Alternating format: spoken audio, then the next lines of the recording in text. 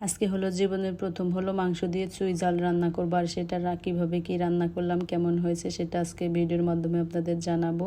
আর আজকের ভিডিওটা একটু বেশ বড় হতে চলেছে, আপনারা অবশ্যই একটু ধৈর্য সহকারে দেখে নেবেন। বেশ কিছুদিন আগের একটা ভিডিও, তো ছেলেকে স্কুলে দিয়ে এসে সকালবেলা হলো পান্তা ভাত খাচ্ছি কাঁচামরিচ পেঁয়াজ দিয়ে, তো মুড়িও নিয়েছিলাম সাথে। তারপরে যে একাদশী ছিল তার পারণের পরের দিন আর কি, তো সব কিছু গুছিয়ে রাখা হবে। তার জন্য এই যে নিরামিষের যে থালা বাটি হাঁড়ি পাতিল ছিল সেগুলো বেসিনের নিচে এখানে রেখে ভালো করে ধুয়ে শুকিয়ে তারপরে রেখে দিব। মানে নিরামিষ যেদিন খাওয়া হয় অনেক কিন্তু ঝামেলাও আছে, এগুলো ধুয়ে টুয়ে প্যাকেট করে রেখে দিলাম। তারপরে এখন হলো ছেলেকে তো স্কুলে দিয়ে আসলাম, তারপরে যে ড্রেস চেঞ্জ করব, তারপর বিছানা চেঞ্জ করব। ম্যাজিকের মতো হয়ে গেল একেবারে ড্রেস আর হলো বিছানা। কি সুন্দর তাই না? দেখে তো মনে হয় ঝটপট হয়ে গেল, আসলে অনেকটা সময় লেগেছে সব কিছু করতে। এই তো এখন আসলাম হলো রান্নাঘরে, এখন হলো দুপুরে রান্নাটা সেরে নিব। তো বাজার থেকে কিছু জিনিস নিয়ে আসলাম, একটা হলো কক মুরগি, শুটকি, তারপরে হলো এই যে কলমি শাক। আর এই যে কক মুরগিটা অনেক বেশি মজা লাগে, সেটা আজকে হলো চুই জাল দিয়ে রান্না করবো। আর জীবনের প্রথম আজকে চুই জাল দিয়ে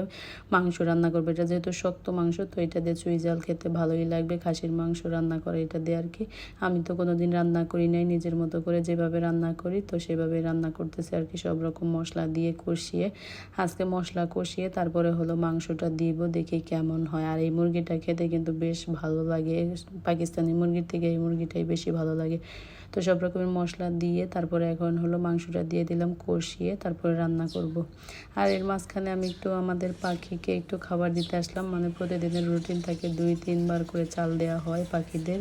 আর পাখিরা তো এতদিন খাওয়া দাওয়ার পরেও কোনো পোষ মানে নাই, মানে দেখলেই ভয় চলে যায়। এত সুন্দর করে ডাকতেছিল, অনেকগুলা পাখি আসছিল। তো তাদের চাল দিয়ে এখন আবার রান্নাঘরে চলে যাব। বেশ কয়েকটা কিন্তু এসে বসেছে, আমাকে দেখে দূরে এসে বসেছে আর কি, সামনে আসতেছে না, এখন উড়ে চলে যাবে। আর এই যে হলো মাংসটা বেশ কিছুক্ষণ কষালাম, এখন হলো চুই জাল দিয়ে দিলাম। আর এটা খেতে কেমন হবে জানি না, চুই জালের নাকি সুন্দর একটা স্মেল থাকে, আসলে কি হবে সেটা জানি না। চুলাই তো বসিয়ে দিলাম, রান্না হতে থাক। আর এদিক দিয়ে আমি হলো তালের শ্বাস খাবো। আর মধু মাসে সব রকমের ফলই আজকে বাসায় নিয়ে আসা হয়েছে, মানে তালের শ্বাস, তারপরে হলো লিচু, আম, তারপরে বাঙ্গি সব কিছু আনা হয়েছে। তারপরে আমি যে চেক করতেছিলাম যে আসলে চুই জালের কোনো স্মেল আছে নাকি, তা দেখলাম না, কোনো স্মেল নাই। তো সুন্দর করে রান্না করতে কালারটা কিন্তু বেশ অনেক বেশি সুন্দর হয়েছে।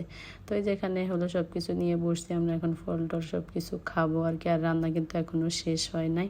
আর তালের শ্বাস আমি কয়টা খেয়েছি, 5টা একেবারে খেয়েছি। মানে অনেকগুলো একদম নরম ছিল, তালের শ্বাসটা অনেক বেশি পছন্দ, তো অনেকগুলা খেয়ে ফেলেছি একসাথে। এতগুলা খাওয়া মনে হয় না ভালো।